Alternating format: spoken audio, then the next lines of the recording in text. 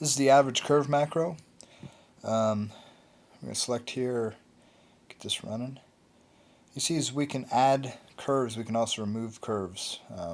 Very CATIA-like functionality. We'll set up a precision and push go. And the macro is going to go through and it's going to determine the average of the two curves.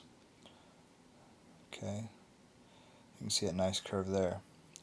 Let's look at another example. All right, this one we've got three very odd curves. It doesn't matter how many curves you want to average, the macro will run it.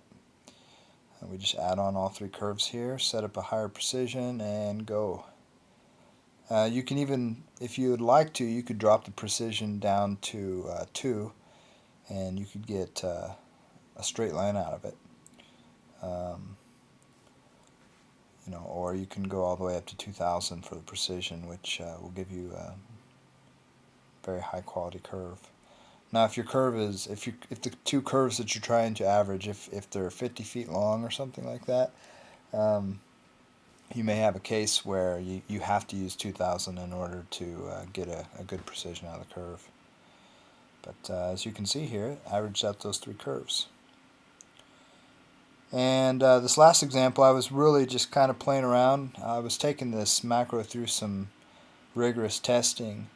And in the process, I thought, let's try to average a couple spirals out.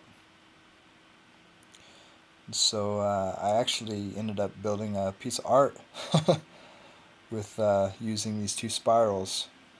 So I found this macro to be really useful. I thought this thing up, and I thought it was useful for taking a couple curves and getting a theoretical center line between two curves. That's my original desire for this macro. And in the process of building it and testing it out, I found that it was a really, really cool macro for finding some creativity.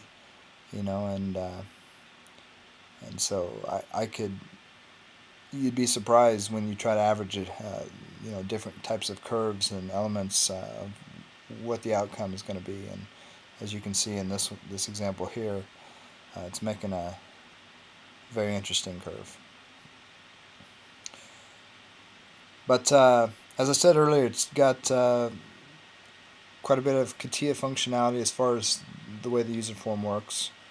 You can add and remove, and you can do a reverse direction on the curve. You can change the precision. It's very user friendly. And we're about done here. Just a little bit more.